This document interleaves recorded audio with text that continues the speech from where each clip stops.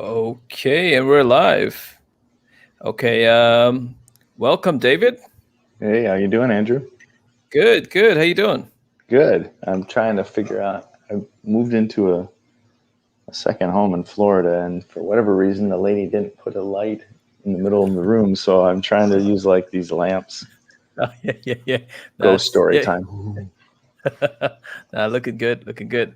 All right, so let's get started. So welcome, David. Thanks for joining us, and welcome everyone who's just tuning in right now. Welcome to Future Proof. So today is Thursday, the March 18th, 2021. It's also Thursday over in Florida, isn't it, David? Yes, it is. Yeah. Very, very early morning Thursday. Well, I mean, now it's 8, but yeah, I was up early this morning trying to work on a few things, and then I ended up getting food poisoning last night, so it's been a rough night. Oh man, sorry to hear. It's okay. The food was good, just didn't work out. Oh man, sorry to hear. Yeah, so welcome everyone.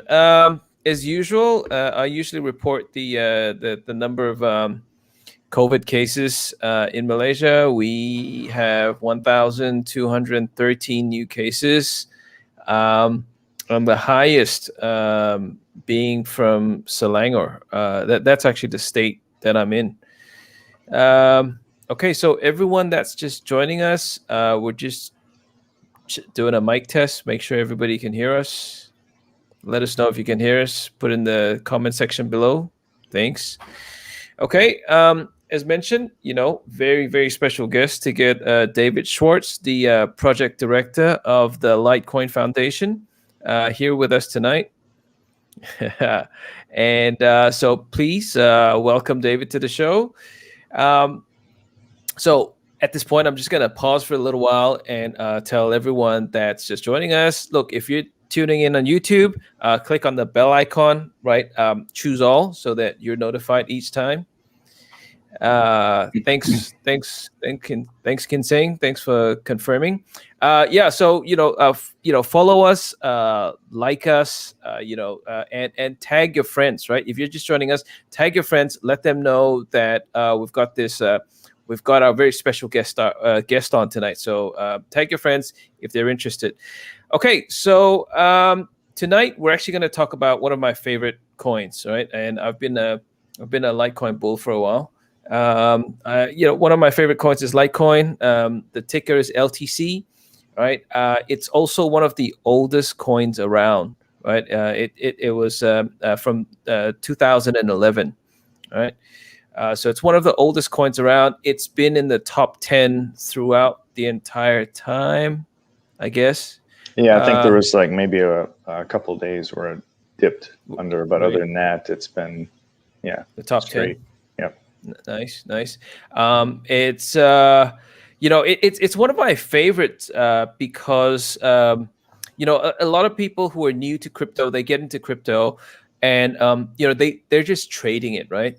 But then it's until when you actually use it, when you start sending it to people and you start paying for stuff, that's when the magic happens. That's when you're like, oh wow, that wasn't that expensive to send. In fact, it was pretty cheap to send, and it's fast. So yeah, okay. So look, I think without further ado, I mean, I've introduced you, David, but I'd like you to please introduce yourself to the audience who are just tuning in. Yeah, so I think this is our third time doing this. This is fun. I like doing it. So I feel like I don't know if you've ever seen those guests on like talk shows. They come on probably like 5 times a year or whatever. They're just regular guests. I feel like I'm starting to do that with you. This is cool. Yeah. So I'm currently the Litecoin Foundation project director. I do that part-time, mostly because up until last week, I worked full-time for the state of Wisconsin as an HR supervisor. So the foundation project director position was something that I was able to carve out X amount of hours per week to do. And now I've semi-retired, I guess you could say, because I'm starting a company called Cornerstone Global Management LLC, and that company has a few products that are going live in Europe and the United States here in the next couple months, where people can convert any part of their payroll into crypto, and it'll be sent to the wallets that they want. And so we're working right now with actually we're working with a company in the crypto space to bring that to the EU very soon here, and then to the United States after that, and then a few other companies. And so in order to focus on that and the foundation full time, I left my regular work, which was a big step for me because for the last 30 years, I've done either government work or military work. So this is a completely different ball game I'm in now, as far as like how income comes in and so on and so forth. So it's very interesting, very exciting for my wife and I, and I'm very excited to see what I can do now for the foundation and my company when I have all of my time focused on it. So, wow. Thanks for that introduction, David. In fact, if you don't mind, I'd like to. I'm not sure how much you can talk about the Cornerstone Cornerstone management. I'd like to sort of talk more about it. Cool.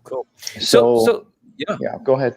No. Oh no, I just can you tell us a little bit more about what the company does and how? Yeah. So working with the foundation and just talking to other crypto people, investors, fans, whatever, throughout the couple of years, it just became obvious that there are some barricades or hurdles that we need to get past with regular people in order for like mass adoption to happen. And for me, one of those ways that people care a lot about their money and how and where they're placing their money, right? And so the best way in my world to incorporate everything about crypto into the regular world is to incorporate crypto into the regular world the same way that you get your money now, right? So everybody talks about spending their crypto and doing this and that for you, earning interest off of it, so on and so forth. But I think the biggest hurdle or barricade for most people, especially who are new to the space, is one, how do you even get into it to begin with? And to be honest, the maze sometimes of figuring out the exchanges and then how to set up a wallet, what does this thing do, what does that thing do, can be a little intimidating and cumbersome. And so we came up with a payroll conversion plan where an employer simply receives like I don't know what they have in Malaysia, but in the United States, they have a direct deposit form that you give to your employer, and that tells employer where to send your paycheck, right? Yep. So basically, an employee can give the employer a second direct deposit that then tells them, like if you make $1,000, Andrew makes $1,000, he wants 800 of it to go to his regular bank account that he already has it going to.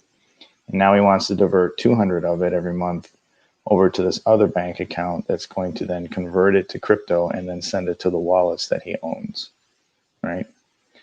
And those wallets could be anything. They could be cold storage wallets. They could be wallets that earn interest. It could be a trading platform. It doesn't matter, right? As long as it accepts the crypto that you want to convert it to, then that's the key. And it's sort of like a dollar cost averaging machine for people. And most people aren't traders. They don't want to be traders.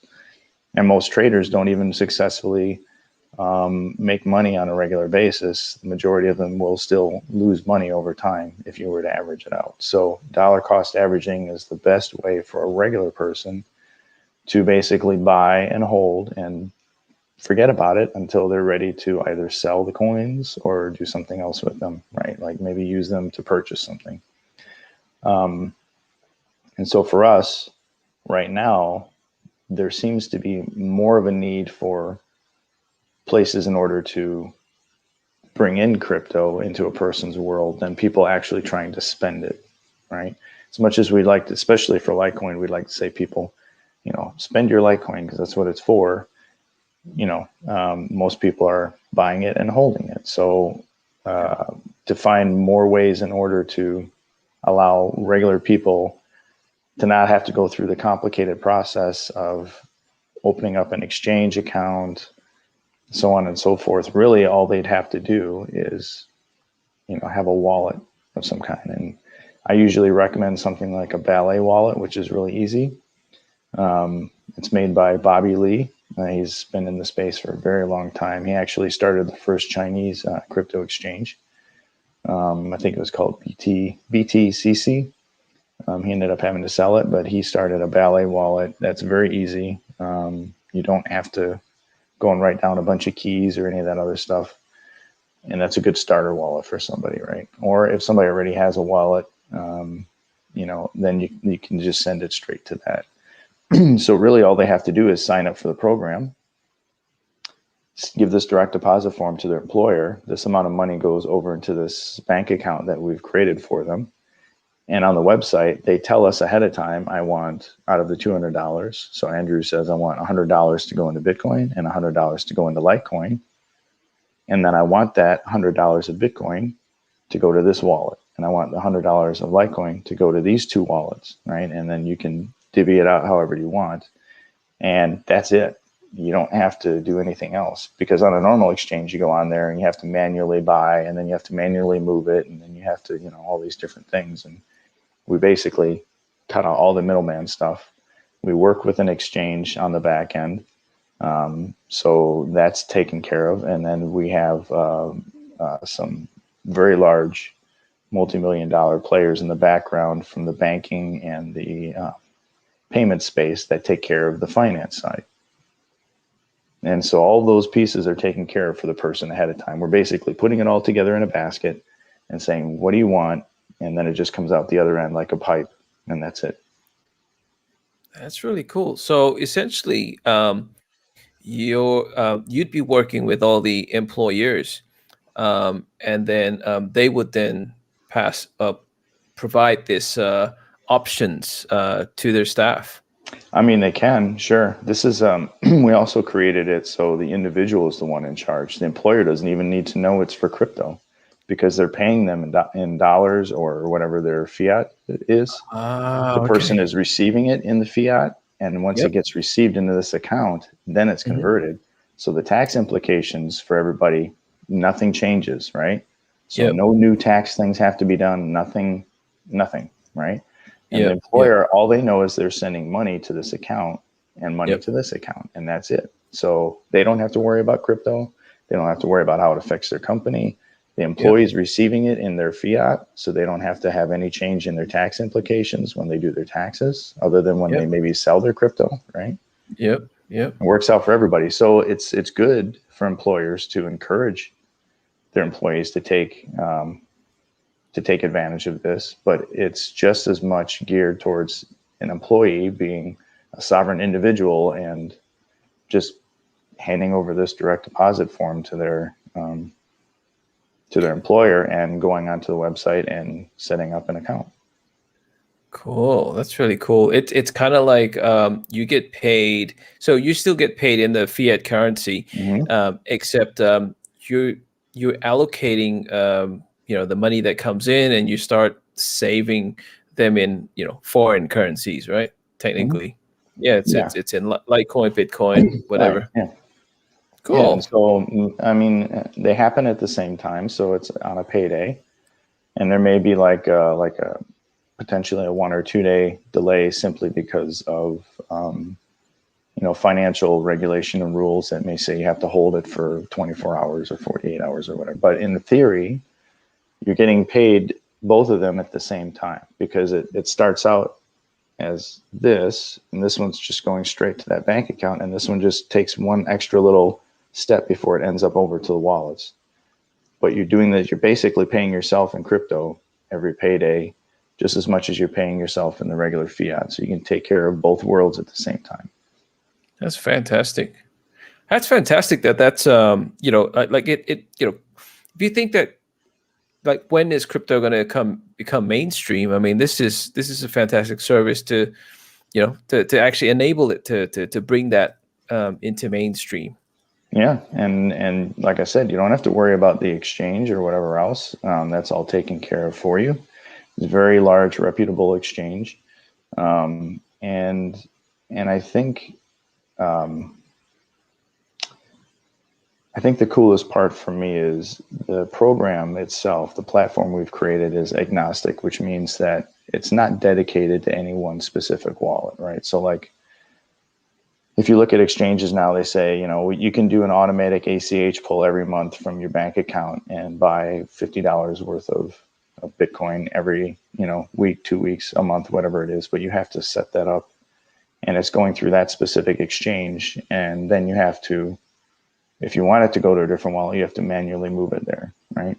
Yeah.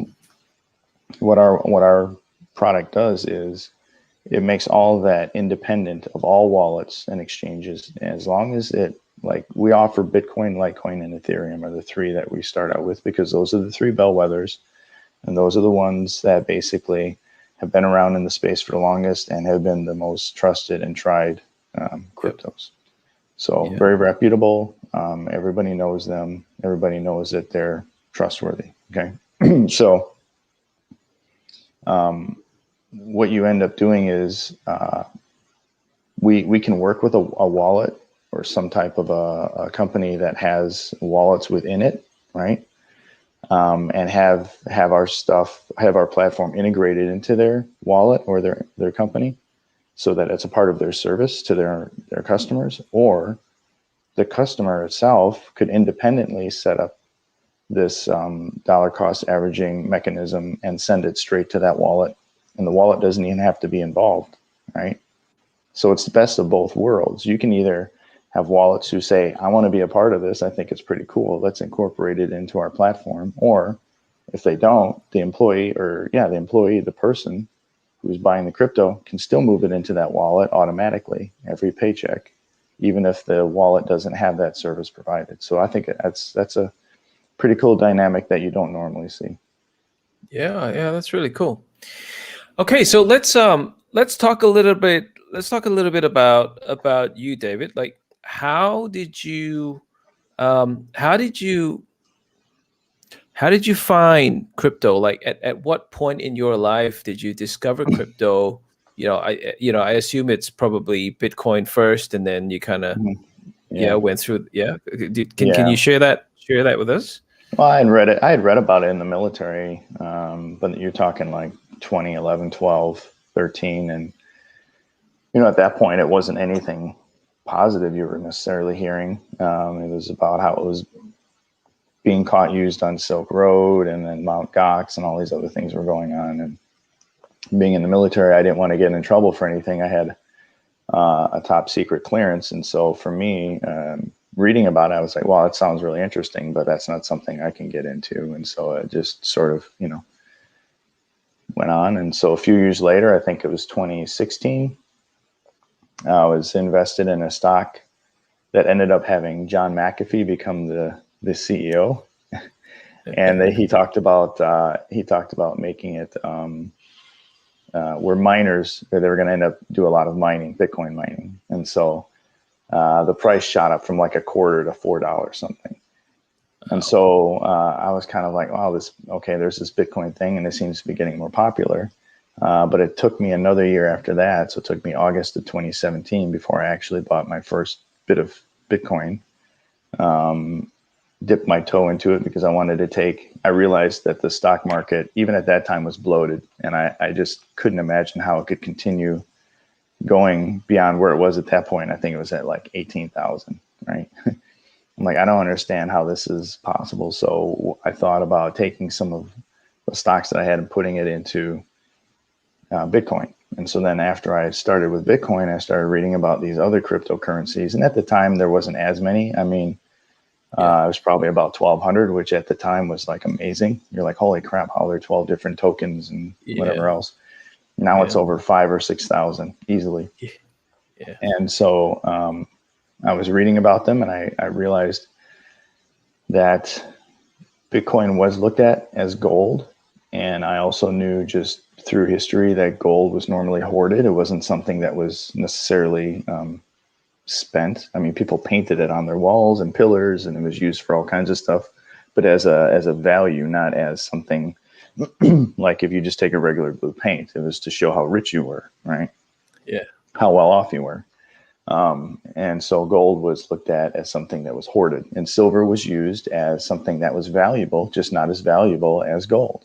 So it had a function, and Litecoin represented that for me. And then as I saw the tech actually like complemented Bitcoin without taking anything from it, that was even more intriguing to me, because it seemed like the only thing in the space that wasn't necessarily trying to compete with Bitcoin. So for me, it's like gold and silver, it's not trying to compete. And this is at the time when now, you're talking about Roger Ver and others trying to split off and creating a Bitcoin Cash and so on and so forth. And that's not part of my mode, how I work. And I'm kind of like, okay, so I'm avoiding those. This tech looks pretty cool. Read up more about Charlie Lee, the creator of Litecoin. I really liked sort of his mindset and how he conducted himself as a person. That means a lot to me too. Yep. And so I started investing in Litecoin, and those two are the ones that I pretty much, that's all I hold now. I've dabbled in others in the past, and some of them I've had to sell off just simply because of conflict of interest based off of working with a foundation or whatever, and the potentials of working with them or whatever. So it was kind of like, I've had others, but I hold Bitcoin and Litecoin like this, and that's where I focus my energy and my family's finances for the future. I don't have to buy life insurance anymore because I have these two, right? I don't have to worry about if the government stops paying Social Security because I have these two. I don't have to worry about inflation or other things because I have these two, and they fix all of those. So for me, that's what I focus my energy on.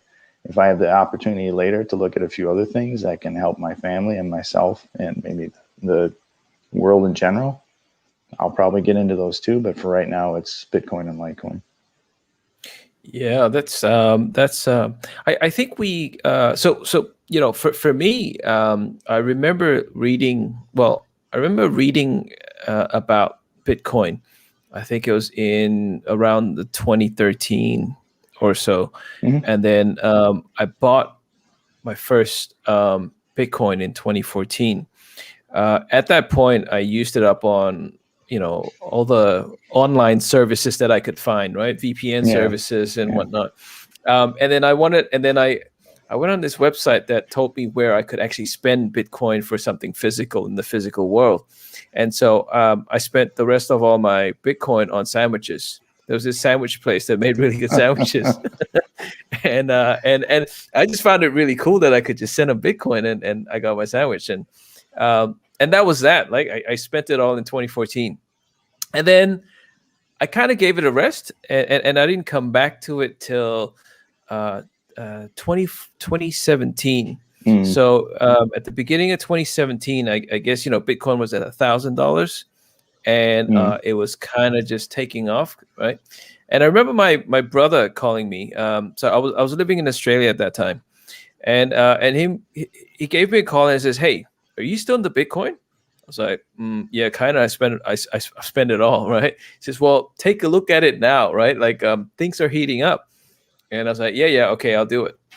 And then I didn't, obviously. And then he kept calling me to get me to have a look at it. And eventually I did. And my mind was blown because at that point there was just, well, I'd only heard of Bitcoin, and then I decided to get into it seriously, and then started getting doing research on it, and then that was where I obviously discovered Litecoin. I read what Charlie Lee, the founder of Litecoin, where he positioned Litecoin, as you said, the silver to Bitcoin's gold, and I think the first time where I actually used Litecoin was so me and some friends and I bought some like crypto T-shirts online, and obviously I paid. So I charged my credit card for it, and my friend says, "Oh, hey, can I pay you back in Litecoin?" and that was the first time where someone paid me in Litecoin. Nice.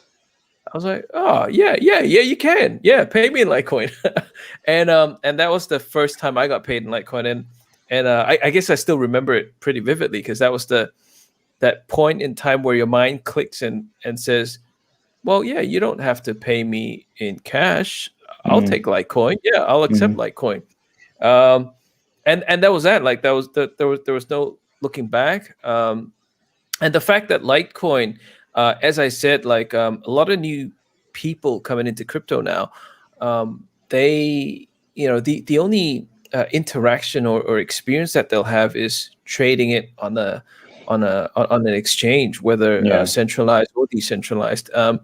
But until you start using it, that's when you really, really like it, because the transaction fees don't come up to 50%. Right. And it's so fast. Yeah, it is. And a perfect example of that is, so we bought this second home in Florida, and crypto had a lot to do with being able to put down the down payment on it and stuff, right? And I've already used Litecoin to buy a new dishwasher, washer, dryer for the home because all that stuff was too old. But a perfect example of the difference is, so the wire transfer, I had somebody try and fish me out of the wire transfer. They've been having a problem in the States where basically someone is finding out when you're trying to buy a house, when you close on it, who you're working with, and then they are creating these emails where they sent me fake wire transfer details that weren't from the title company. They were from a bank account they had set up in another state. Wow. And I confirmed with my credit union that it was not where it was supposed to be getting sent, and almost sent the entire down payment to some stranger because they were about ready to trick me out of it. Oh, whoa. Wow. Right. So even the banks, there's ways to trick people out of their money. But and it wasn't the bank's fault. The bank actually helped me, so that was good. But my question to them was, because the wire transfer fee was $20, it wouldn't matter how much I tried to wire transfer, it would have been $20. If I wanted to send $20, it still would have cost me $20. I would have paid just as much to wire transfer as I was actually sending, right? Yeah. And so I think it was last week, I just thinking about this again, I created a tweet that said, if you took 70, so the median transaction value for that 24 hours for Litecoin was $78.04. Median meaning that's the best, most accurate average per transaction for the 24 hours that there was. And the median transaction cost was less than 1/10 of a penny for that $78. If I were to take that $78 to the bank and try and wire transfer, it would have cost me $20 to send $78. So that's a huge difference in cost. I mean, less than 1/10 of a penny to send $78 versus $20. The percentages are just crazy different, right? Yeah. So that's one big advantage to crypto that you don't get through a regular banking or financial institution setup. Yeah. And when you send that through, I mean, when you look at, the whole crypto space, and you look at, Bitcoin is the most secure network there is, right? Mm-hmm. And then you look at Litecoin, obviously Litecoin is, really secure, and it is cheaper to, to make these transactions. And I guess the similarities between the two coins are, they're decentralized, right? They're neutral, they're censorship resistant, right? And borderless, right? So you're able to send that anywhere around the world, but at a fraction of the cost, right? So, people talk about, well, you can't buy coffee with Bitcoin. Well, you can with Litecoin, right? Because it's that cheap to send. Yeah, and I mean, theoretically, you could with Bitcoin, but we go back to what I was mentioning earlier, which is why in the world would anybody spend gold Yep. or digital gold to buy a coffee. You want something that still has value, just not the same as the thing that you're hoarding. And that's where Litecoin works, right? So people, Yep.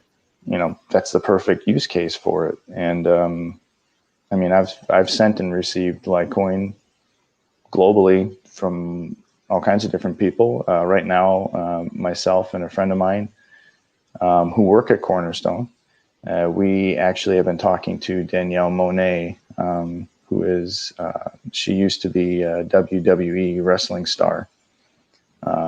Cool. Yeah, her moniker was Summer Rae, was her name. And very popular lady, very nice lady, very smart lady.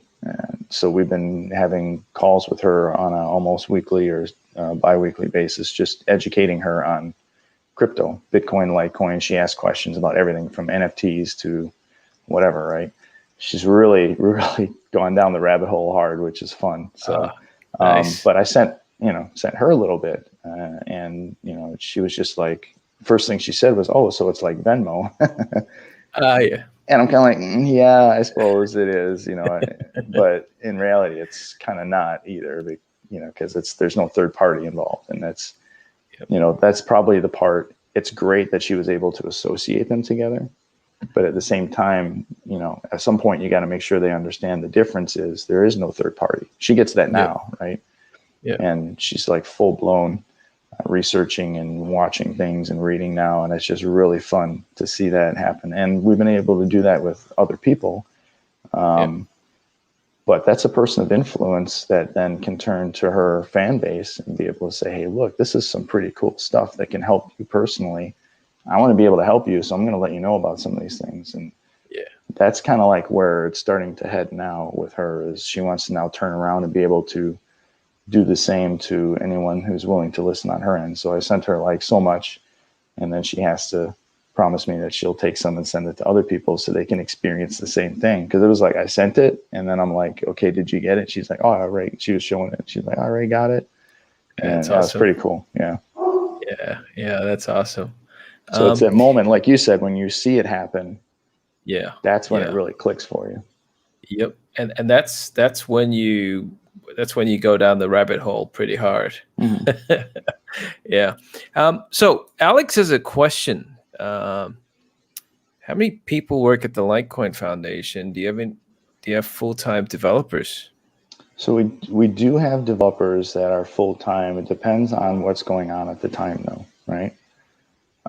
So, I mean, you have developers that work on the Lite Wallet, which is the Litecoin Foundation's version of like Bread Wallet for Bitcoin. So we have Lite Wallet. Yep. So there's developers that work on that. We have a team actually of those that are working on it. You have David Burkett, who's been working full-time on what we call MWeb, or MimbleWimble extension blocks. He just actually finished the code this week, and now it's up for review. So it's past that first phase, and it's looking really good so far. So he's been full-time for at least the last year and almost a half, I would think, somewhere close to that. We have developers who work on updating the regular Litecoin blockchain code. But the cool thing about Litecoin is many times the updates have already been done on Bitcoin. So it's sort of like this trickle-down effect, because it's so similar to Bitcoin. Whenever they do improvements on it or changes or fix bugs, we're able to then basically just take that, convert it in a way that it relates to the Litecoin blockchain, and there you go. So you don't need a massive team of developers to do that, right? You just need a guy or two guys to be able to do those updates, and there you go. And I know that a lot of times you'll see people say, oh, Litecoin's dead, it doesn't put anything on its GitHub, and there's whatever. But it's like, if you've created it in a manner to where basically other people are doing a large chunk of the work for you, and you just have to rebase that code to fit your code, why should you have a large team of people doing things, right? And the foundation isn't Litecoin. The foundation is a nonprofit entity just built to help promote the adoption and education of Litecoin, right? So Litecoin's decentralized. I mean, you can have 6 different Litecoin foundations globally somewhere that are all benign, yet maybe even work together, right? But we're just not at that point. We have one foundation that's headed by Charlie right now, and we try to do as much as we can. But literally anybody can do stuff. It's not set to just the foundation having to do things to improve Litecoin. Yeah, the other thing that I really like about Litecoin is the community. I mean, like yourself, David, like you're so down to earth. Charlie seems like a very nice guy. I mean, I don't know him personally, but from what I read, he seems like a very down to earth, a very smart, a very smart, down to earth kind of person. And a lot of the the Litecoin family, right? The posts that you see on Twitter. I don't see too many flames. I don't see too many negative comments. It's very nice people generally. Yeah. That was the other big draw for me back in 2017 was I had a lot of questions. I didn't really know a lot, right? So I'm asking questions. I'm trying to learn things, looking up YouTube channels and going on Twitter because I knew a lot of crypto people on Twitter. And I started realizing some of the most helpful people were people that were part of the Litecoin community at the time.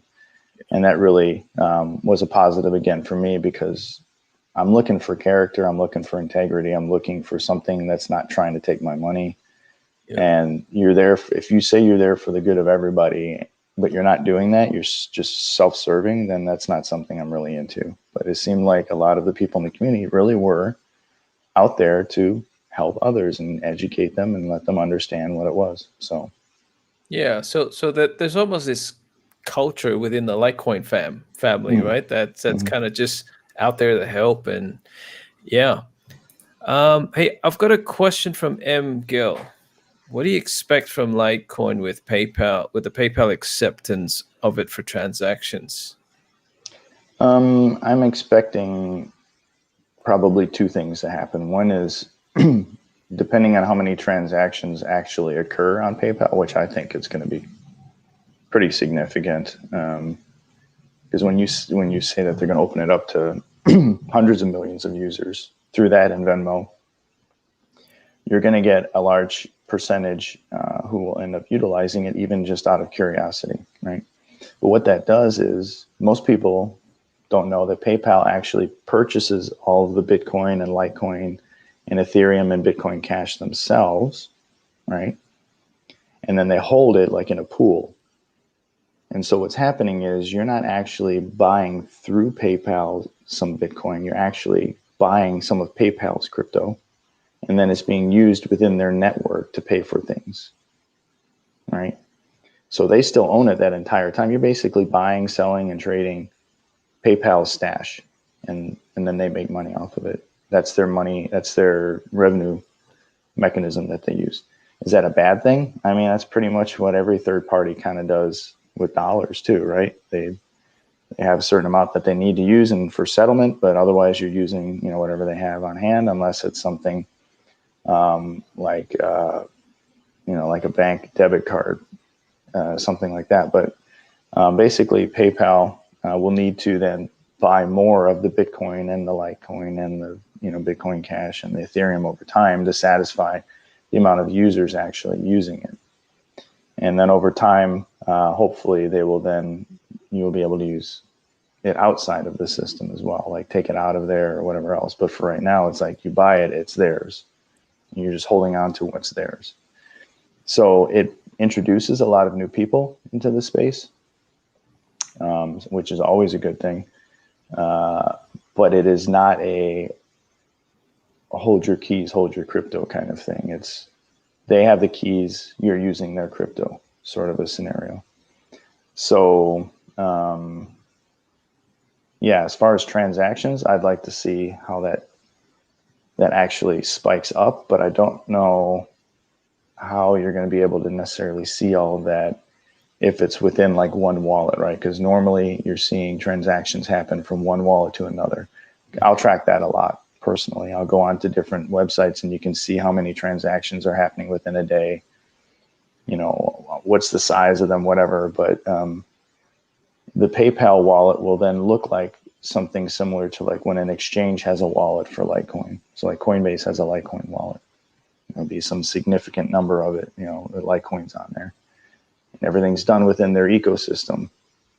So do you see all of those transactions? No, you don't see trades. If you go to a website like Blockchair or Glassnode or any of those that track this stuff, those trading transactions are not the transactions you see on those sites. Those transactions are actually like my wallet to your wallet type of transactions, or my wallet to the Coinbase exchange wallet or whatever. But once it's on Coinbase, all those trades and those transactions and the dollar amount that's used in trades, those aren't reflected in those numbers. That's separate.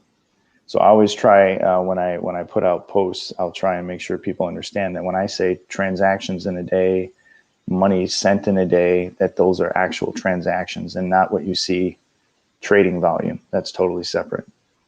Yep. Yeah.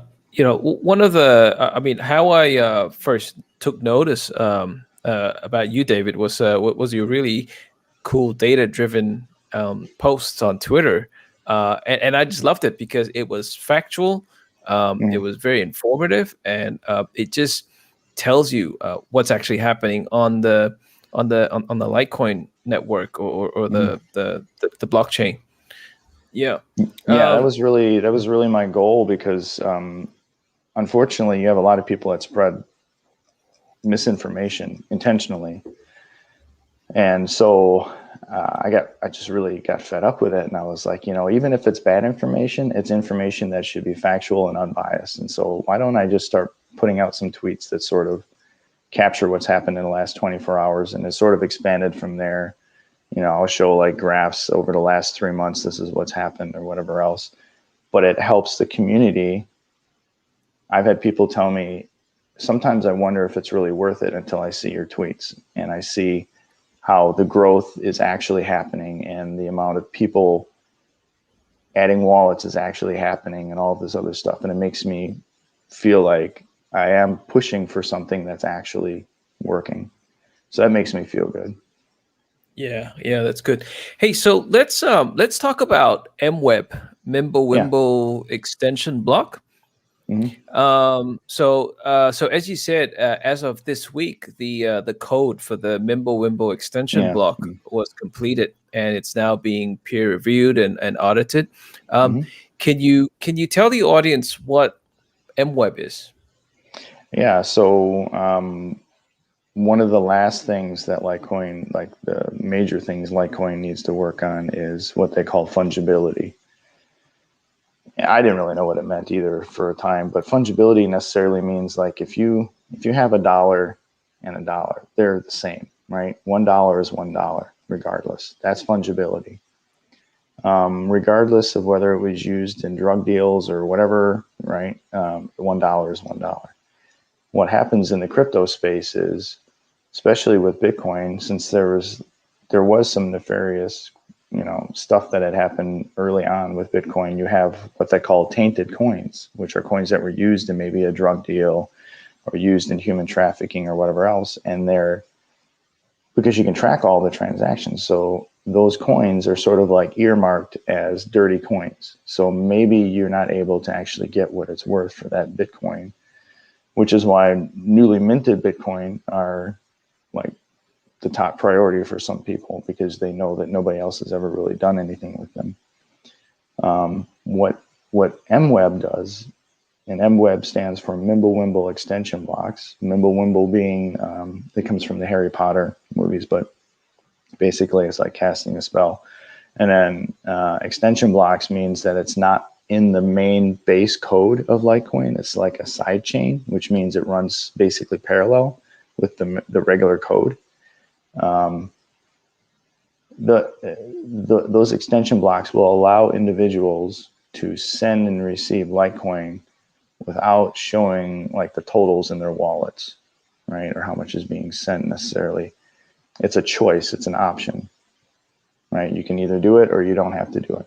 But fungibility allows Litecoin to have one Litecoin equal one Litecoin regardless, because you're not necessarily able to see if it's a Litecoin that was used for something back in 2012 that was illegal, when in reality it shouldn't necessarily matter. You know what I mean? It shouldn't matter.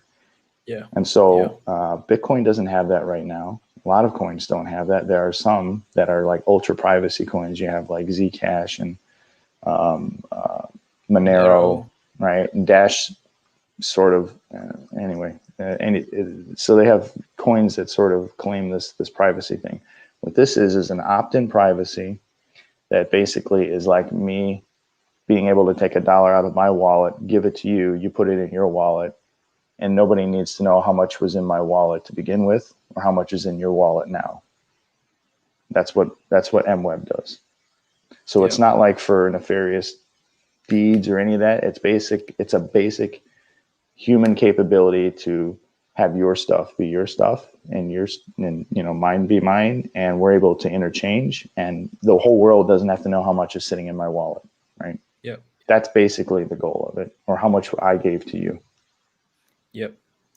Do you think that's gonna, because Monero, which is the privacy coin of choice, has been I guess delisted of some exchanges. Mm-hmm. Do you think that with the introduction of MWeb that it's going to affect Litecoin in any way? Because it's opt-in, isn't it? It's not by default, right? And the exchanges, we've had conversations with many of the exchanges, the major ones, and there is no intention of delisting Litecoin because it's an opt-in. Yep. I mean, you never know over time, regulations from governments, what they try and stop or not stop or whatever, but that's something. Even then, if it's opt-in, it's completely different. But the exchanges have stated there's no intent from them to delist it once it's capable, because they don't have to use it on their exchange, which means it'll be just like it is right now, right? And that's really all the regulators care about is an exchange, allowing people to trade Monero, which, I mean, those are very hard to scale. The scalability of those is incredibly hard. So you end up having a lot of issues with transaction speeds and all kinds of stuff simply because they just don't scale well. And because MWeb is an extension block, it's like a parallel road next to the main Bitcoin code road, you don't clog up the main chain with those transactions. So it becomes scalable at the same time. But the main concern for the exchanges is, are we able to just have regular Litecoin traded on it without having to utilize MWeb? Yes. Okay. We don't have a problem. Cool. Okay. Well, that's actually really good to know. Yeah, because it's opt-in, so it's not by default like Monero is. Yes. Okay. Cool. So with okay, so the foundation's actually speaking with the different major exchanges to have those conversations to ensure that. Okay, well that's really good to know. Yeah, and we touch base with them here and there over time just to ensure everything is still fine. So initial talks happened before we even discussed finding a developer like David Burkett to do the MWeb process. We wanted to make sure before we even go down that road that it's something that the exchanges were okay with. So you do hear people on Twitter and other places who say, "Oh, well, what's going to happen when you had these other ones delisted?" Well, there are reasons why those exchanges felt like they had to delist them, whether they were getting pressure from regulators or something else, or they just felt like it was going to bring too much heat on them. That's why they delisted them. Yeah. Okay. So Alex has another question. By extension block, do you mean that there will be another version of Litecoin on exchanges? No, and I think to go back to my last point is exchanges will basically, and there won't be another version of Litecoin. An extension block is just, think of, I don't know how many of your listeners know what Lightning Network is, but it's sort of like that. It's a side chain. So it still ends up being connected. There's a starting point and an end point to it. It comes back to the regular block. And there's not like there's not like new Litecoin or anything like that. It's the Litecoin is being basically masked in a way as it travels through that extension block and comes back out the other end. Yep. Right. And exchanges, I don't anticipate really too many exchanges to have MWeb part of their exchange protocol. I'm assuming they'll probably just stick with, not having MWeb on their end, right?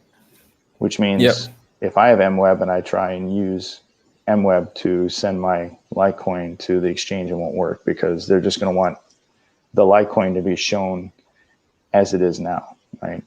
So. Yep. I guess it's kind of like an overhead bridge, right? Like you've got your main road, right? Yeah, and a then bypass or whatever. Yeah, like a bypass. Yeah. Yeah, I think others. I've said it, and I know others have said it, like John Kim and a few others. Is basic. Think about a tunnel running parallel to the main road, and you're driving on the main road. You can kind of go off into this tunnel, and come out the other end. You still came to the other end. It's just no one could see in between there. Yep. Right. Yep. Yeah. Cool. Hey, so I'm gonna share my screen because I what I love is data, right? It's to be data driven. So let me just share my screen and talk a little bit about. Okay. Let me just find it. There you go. Okay. And if it's okay, there we go. Okay, so as usual, obviously this is not financial advice, and we're just sharing some information. All right, me and David just having a chat. Yeah, so I use this website, right? So we have a regular guy who comes on. His name's Dino. He comes on every second Thursday of the month. They've got this website running called Sentiment, and it looks at on-chain data. And so what we're looking at here is you have the Litecoin price for the last year, right? This for the last year. And then down here is the volume, right? The volume of Litecoin. I just wanted to share some on-chain data to look at Litecoin. So initially, before David, you talked about, how many Litecoin addresses interact daily. So there's a metric here called daily active addresses.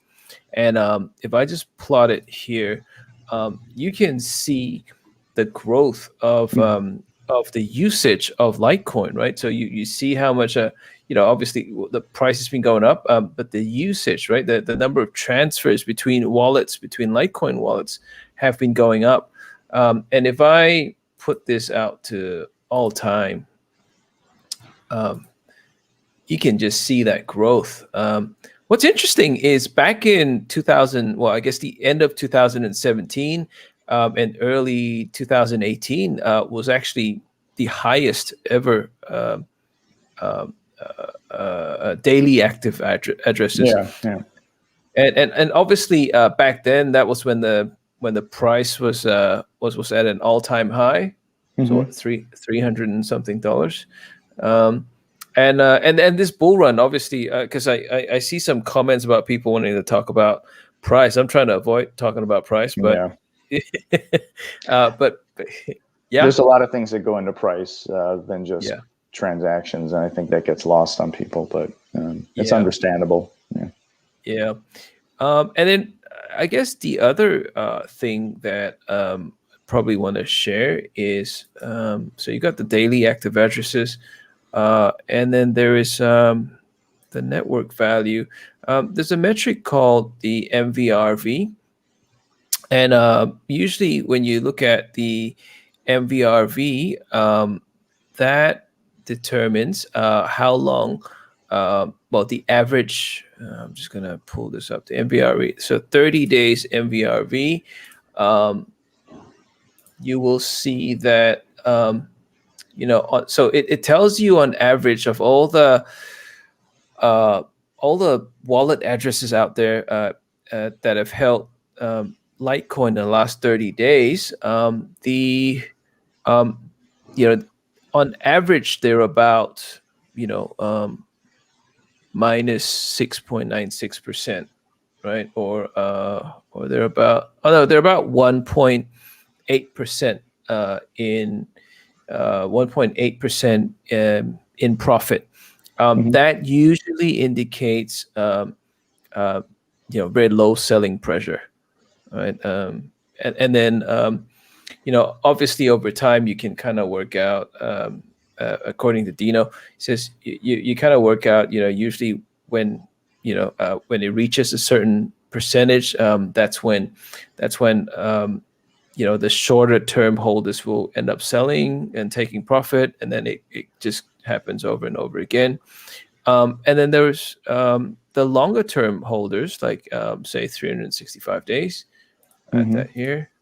And for the longer term holders, if I reduce that by maybe 6 months, right? So on average, the MBRV is at 40%, right? So those have, the coins that have stayed in the wallets for about a year, they're about 40% up, right? So yeah. So just wanted to just wanted to share some on-chain data with the audience. I'm gonna stop sharing now. Yeah. I like those kinds of stats because it tells you like the second and third layer of information that you don't necessarily get, either on Twitter or other places. It's really focused on price, and not too much else really. That's really what people care about, is how it affects their wallet. And if you really dig into the information, Litecoin has grown exponentially since the last bull run in transactions and volume per day of actual Litecoin exchanged, and so on and so forth. And did the price reflect that? In some respects, yes, but you also have to remember that Litecoin is used as an oscillator for Bitcoin. A lot of people will use Litecoin to move their Bitcoin back and forth because it's Bitcoin slower and more expensive. It's not like drastically expensive, but when you start, counting your pennies, you try and find the cheapest way to move your money from one place to another. And so you have a lot of Bitcoiners that'll use Litecoin to move their Bitcoin around. So they can tell you what's the use case, but they literally will use it for a use case, which is transporting it from one point to another. So you end up having transactions that may or may not reflect value in the dollar sense, but it shows value to those people that are using it like that. And then you have others who are moving Litecoin back and forth for other reasons that are, either they're buying it or they're taking it off an exchange or putting it on an exchange or whatever. There's all kinds of different things going on there. But the price can be suppressed too, right? I mean, you've seen it with Bitcoin. Institutions, Michael Saylor even said when they were buying all of this Bitcoin for themselves, they found a way to literally keep the price down while they bought millions and millions of dollars of Bitcoin. And if you look at Grayscale has a substantial amount of Litecoin now versus what it did 1 year ago. And do you think they're going to pay an exchange rate for those Litecoin? I mean, there are institutions and other entities that are purchasing Litecoin and keeping it down so they can buy it. There are entities out there that are suppressing Litecoin through shorting because they don't want to see the price go up. There's a lot of different things going on there. That's why I focus on the data, right? The transactional data and other things to show people, look, this is what's really going on. you're looking at the left hand, but I'm telling you the right hand is doing all this other stuff. And that's the hand you need to focus on, because at some point, the left hand has to meet where the right hand is. Yep. Some point it has to. Yep. Right? Yep. You can't short forever. You can't suppress it forever. So. Yep. That's right. And you know, I mean, I just wanted to share that information because I guess as you said, you know, a lot of newcomers, I mean, they just focus on the price. Sure. I mean, price is just one thing, you know. Focus on the facts, like what's happening on chain. You've got increasing daily active addresses, so more and more people are actually using it. Like it's being used, so there's a use case for it, which means hopefully it's going to stick around for a lot longer because people are actually using it. Yeah, it supports why it's in the top 10 this entire time, because there's a use case for it. So it doesn't have to be glamorous. It doesn't have to be the flavor of the month. It has to do what it was built to do, and it does that beautifully. So that's why it is in, you know, whatever the micro percentage of all the coins that exist, why it's constantly in that top 10. Yep. It is also, you know, one of the most liquid coins that's around, right? So so that's harder to move the price then too, right? The more liquid it is, the harder it is to move the price, which is why you see newer coins shoot up 1,000%, 6,000%. It's because nobody is really holding it. So when somebody moves it, the price is going like this. So for Litecoin and Bitcoin and others, it takes more for it to, you know, go wherever it's going. Yeah, because it's so liquid. That's right. Yeah.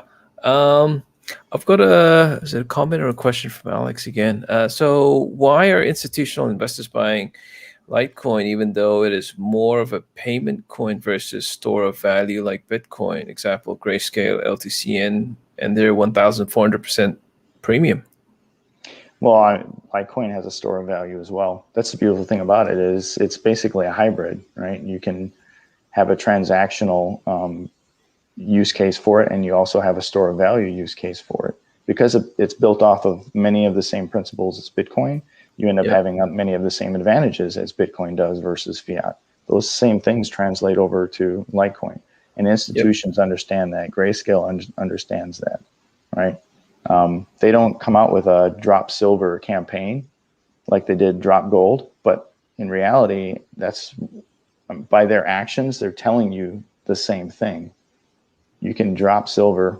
I still own silver, but the premise of, you know, Litecoin holds a store of value versus the dollar versus the yen versus the whatever, the same as Bitcoin does. And that's literally all that matters. Yep. Right. And so that's why they're buying it. Yeah. I mean, you can't make more Litecoin out of thin air. It's governed by the code, by the algorithm. There's going to be 84 million Litecoin in total, and that's it, no more, right? And what I also tell people is, when you watch the trajectory of Bitcoin over the course of time as it goes through those cycles, right? You're going to have a watered down version of the same thing for Litecoin. Okay, so you will end up having the same type of trajectory as Bitcoin. Bitcoin has a first mover advantage.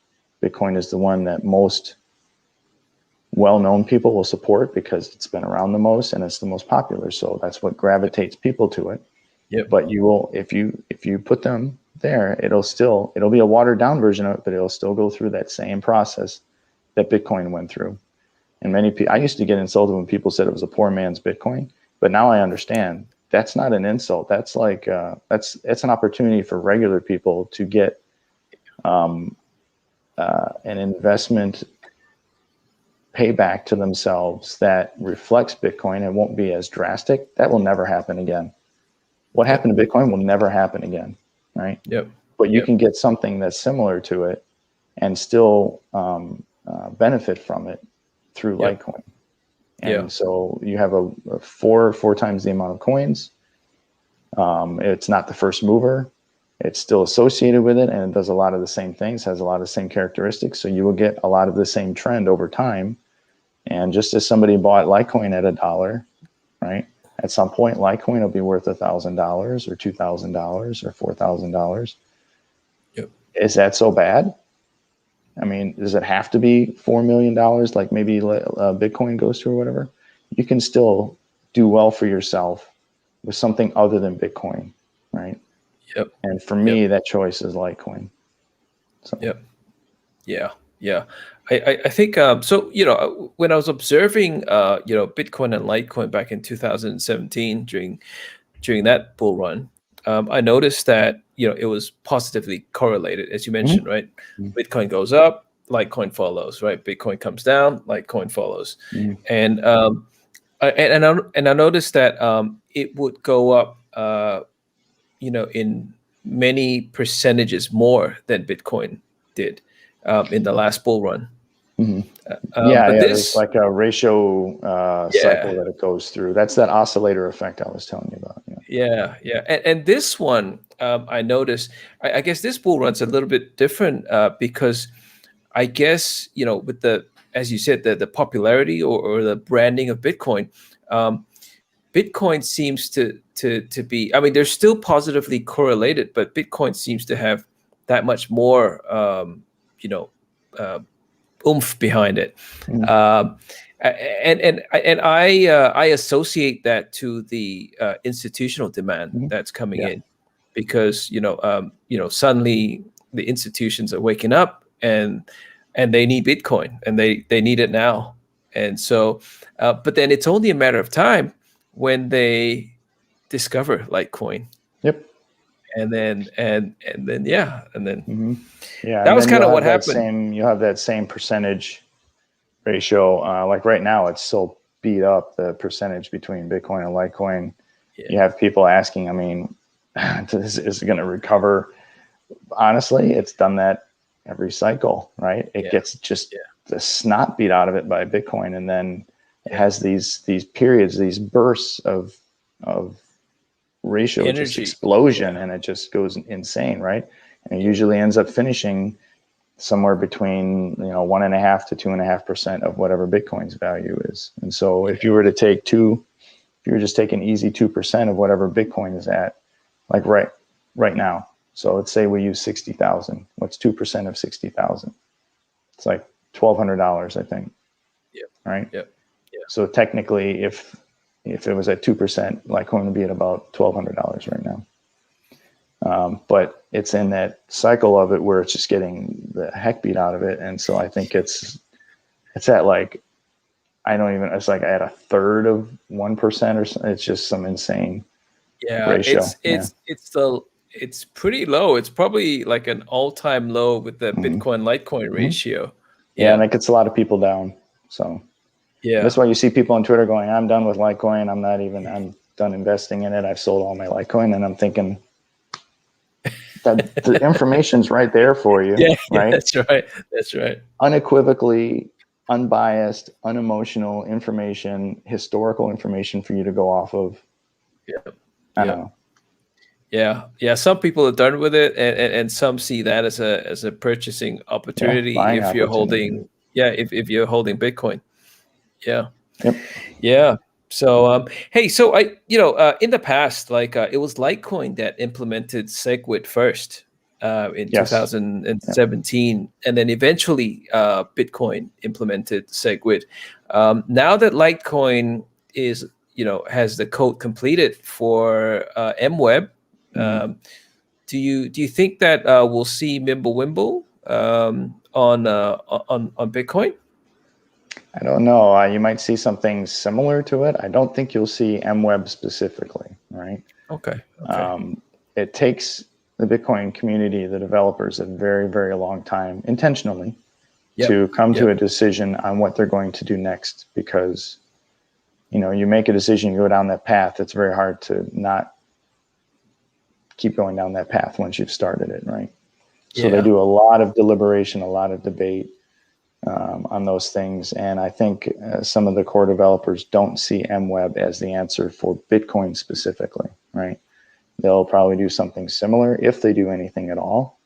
I know that they're looking at other things and working on stuff like what's called like Taproot. And a lot of people are asking that Litecoin, institute Taproot, which I don't see why we wouldn't at some point. So I think if you do see something, you'll see something maybe similar, but not MWeb on Bitcoin. And I couldn't tell you honestly when that'll be. Sure. So, That's cool. Hey, David, do you see? So like DeFi is all like it's it's this parallel universe of the new decentralized financial infrastructure that's being built. Mhm. Do you see Litecoin participating in this space, in the DeFi space? Sure. Yeah, it's going to happen whether people want it to or not. It's just the way. It's just the way the ecosystem works, right? Yep. Because things are decentralized and Litecoin doesn't belong to one specific entity. You have companies and platforms that are coming up with Litecoin specific solutions for DeFi as we speak. They come to the foundation and they talk to us about it. We entertain how that might look. We don't necessarily want to promote one per se that's coming from a company or a platform or whatever, unless it really makes sense. We will, obviously congratulate and make sure people know that there's something like that out there. But yeah, I mean, DeFi is here to stay, and Litecoin will be a part of it. It's just when we talked about like the Bitcoin developers and how staunchly they sit on their code and want to make sure that it's protected. From a foundation standpoint, we although we don't control Litecoin, we can help sort of maybe nudge it in some ways that are positive for the coin in general and for the investors or the users of Litecoin. Yeah. And so there are things about DeFi that are very attractive, and there's parts of it that, just like anything else that we've gone through in this ecosystem, you have bad players, right? So sometimes it's harder to find who the bad players are than you might think. And it takes time for that to be revealed. It always is, but sometimes it takes time. So we're just very careful with committing from a foundation standpoint to pointing at one specific thing going, that's great for Litecoin and it's in this area of the ecosystem, right? It'll be more like, hey, it's really cool that they did this. I don't know if anybody's interested, but we're not saying we're recommending it to them. We're just saying, hey, this is something that's out there. Yeah. Now, does that not mean we won't participate with some entity or platform in the future on a product that's specific to Litecoin that maybe we have some participation in? No, I'm not saying that at all. Cool. Yeah. Going back to what Alex said earlier about the to the audience who don't know, Grayscale LTCN is effectively a trust, right? Or you can buy that as a stock. So institutional investors who are looking to purchase Litecoin, they can't purchase the underlying asset. So they have to purchase a share in this Grayscale trust. And so each share, I just checked, costs about $286, and each share represents 0.9 Litecoin, right? And one Litecoin costs about what, $200 now? Yeah, it's around 202, 203, somewhere. 202, 203. Yeah. So there's a pretty, no, sorry, it's not 0.9, it's 0.09 Litecoin per LTCN share. So yeah, it's not even, yeah. Yeah, so it's a pretty massive premium. So whilst the institutions have to pay that price, as a retail investor, you can purchase the actual underlying asset. You don't have to purchase that. Yeah, I just wanted to share that. Yeah. Hey, look, I think we're coming to we've spent a good hour and more talking. Litecoin. That's been good though. Yeah, look, it's always awesome. It's always great having you on, David. I'd love to get you on as a regular. Yeah, we should do that like once a quarter or something. Yeah, we should just get an update on what's happening with the projects. With the Litecoin Foundation. I'd like to find out. How Cornerstone's doing the next time you come on. I think the next time we talk, we'll definitely have a lot to talk about, because there should be some things that are live, and we're bringing on some cool teammates onto the company to help out, and there should be some announcements coming out here in the next probably month that Awesome. I'm very excited about, because the one thing we're doing with this one company, it hasn't been done yet. Nice. So anytime you can have a first that I know of in the space, that's always significant. And we're gonna have a booth at Bitcoin 2021, which is nice, in Miami, June 4th and 5th this year. Cool. So we're excited about that, because we're anticipating our US product to be live at that point too. Nice. So I just, there's so much going on. I had to be full time into it in order to keep, it's like herding cats sometimes, right? Because 3 jobs and a family and everything else, it has taken its toll over the last 3 years. So now it's time to start paring down and sort of concentrate on just a couple things and do them very well, versus being spread out and just trying to survive. But your passions take over, and so my family conflicting with the foundation, conflicting with the company, conflicting with my regular job. So at some point you have to make a decision and go with the things that you're able to do 100% and really enjoy doing. So now this is a cool phase of my life where I get to do things I really enjoy. My hobby becomes my life, and I get to spend more time with my wife. So that's awesome. Congratulations, and for taking the plunge. And following your heart and following your passion, and doing what's best for you and your family. So. Yeah. Thank you. Yeah, congrats, Appreciate David. it. That's look, all the best. You're gonna kick butt. That's what we're gonna try and do. Yeah, that's awesome. And look, hey, thank you so much for coming on again at such an early hour. I can see the sun's out now.